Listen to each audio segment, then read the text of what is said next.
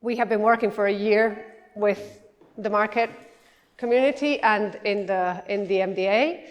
And what we're going to be doing today is closing the project by looking at housing and public space. And a lot of you have been already involved in the project, but I'm going to try to fill you in for those who haven't been involved in the whole year with what we have been doing.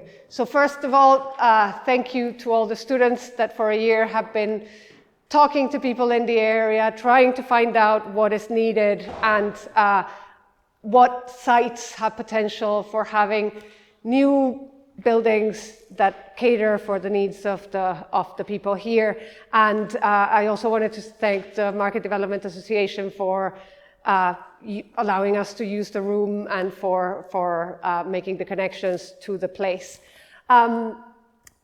So as most of you know, this is Street Space is a very collaborative project. We work with different stakeholders in government and non-government.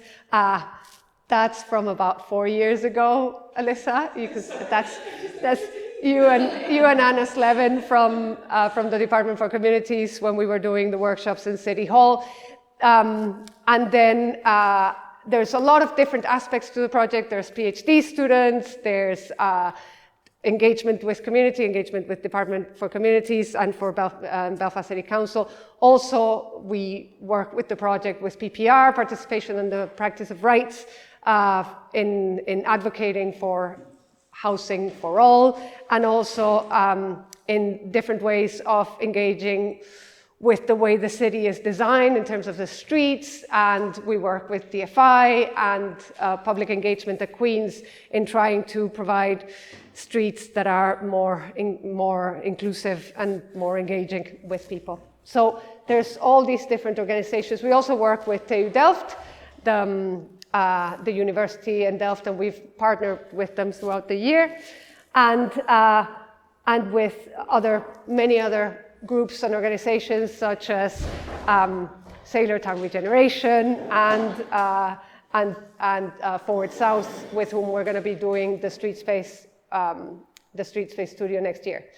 So we work on the basis that there was a fabric in Belfast that was permeable and connected and livable to a certain extent, and that the plans of the 1960s kind of threw the baby out with the bathwater, because by trying to improve the conditions of living in the city and outside of it, and by demagnetizing the city and moving people outside the city, all these motorways and car infrastructure, what it did was it damaged the everyday lives of people. So the Street Space project works really engaging with the everyday life of people, their streets, and the city in which they live in.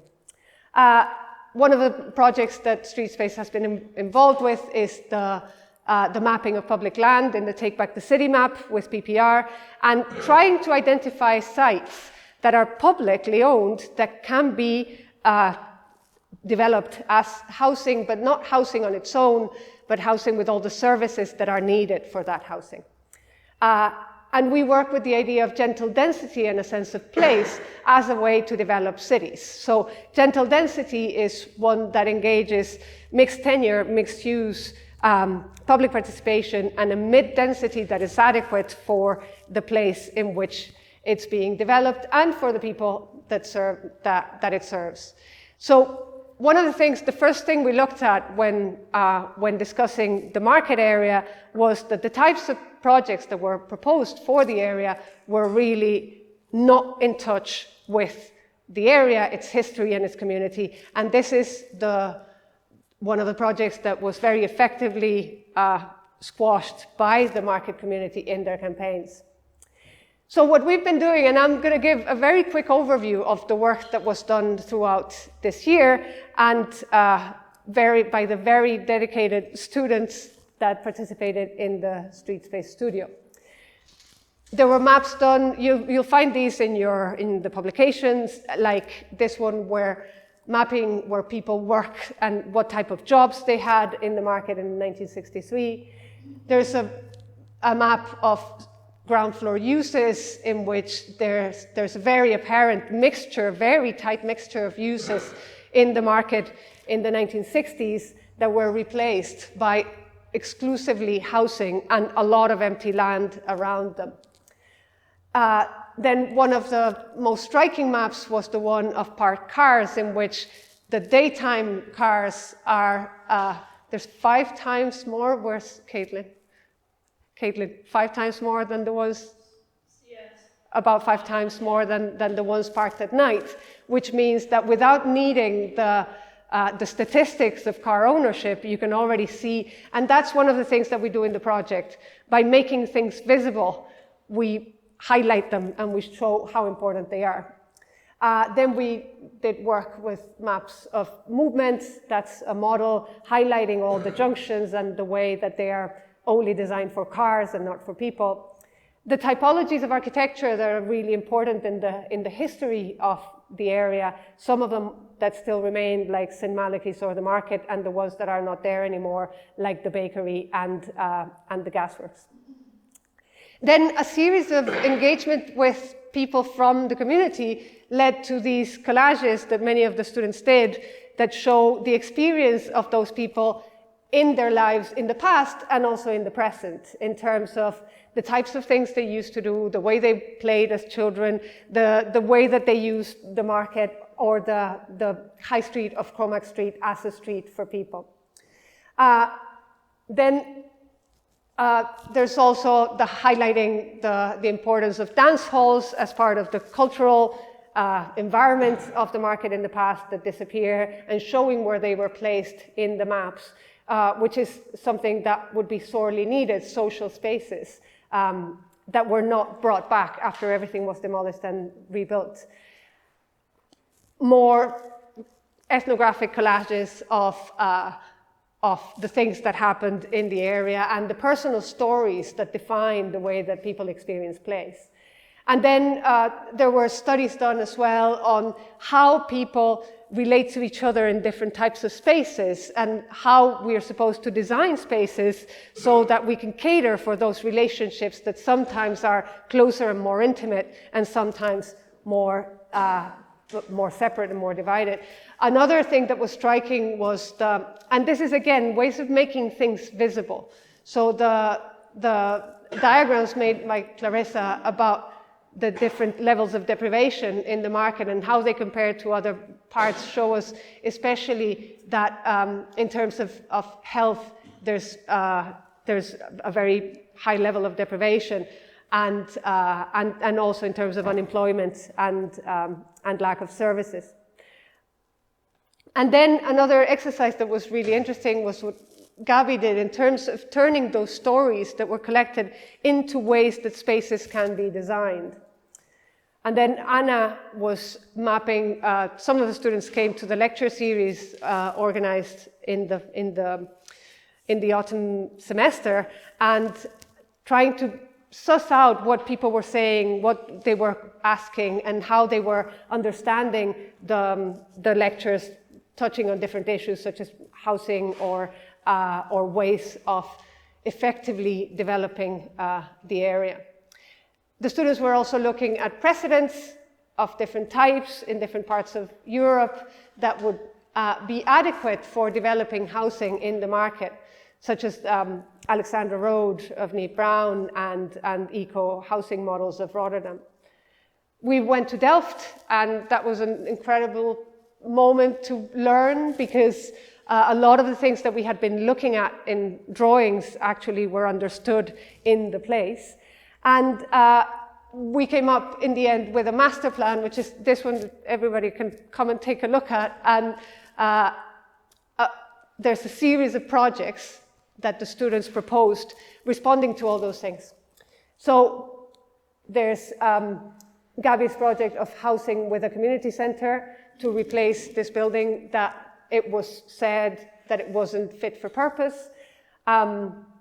Lois's project for a housing project that would combine the elderly people from the Howling housing with young people needing housing in the market.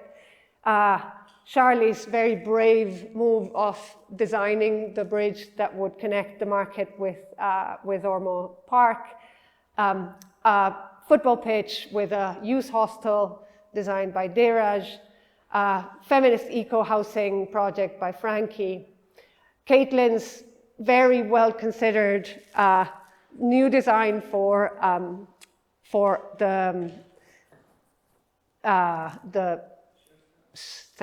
Sure Start Centre and housing with it.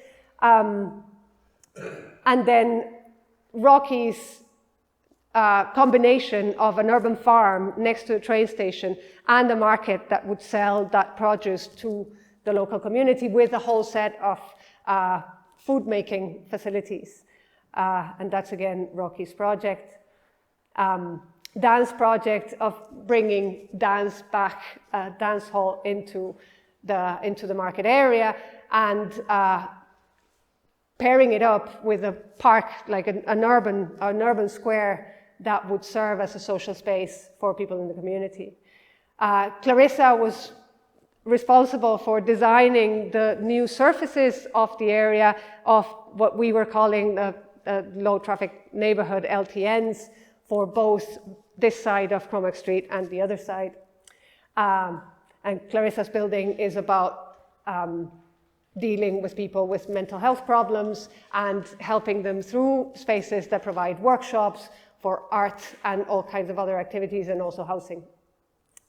And then there was the really careful design, and this is where urban design becomes really important. You can't be designing buildings in isolation, and we do that in the whole studio, but particularly in this case, these three buildings were designed together, and they are Kaylee's building for combining refugees with anybody that needs housing in the area and providing spaces that can be flexible and used everything from a mosque to a yoga studio and a lot of different social spaces with different levels of proximity of people. And Anna's project to deal with neurodiversity, so providing different types of housing for people that are in the spectrum, because she identified that especially people with autism that were grown up were not getting the services that they needed in the area. And that's also Anna's. Anna is reusing the building on Cromack Street and repurposing it for services and commercial on the ground floor, and then housing on the top floor. And then finally, Reese's project for a combination of housing and flexible units that could be adapted to all kinds of things, from commercial to retail to places to fix bikes and units that can turn into many different uses, always having housing on the top floors with private and semi-private public spaces as well. So that's it.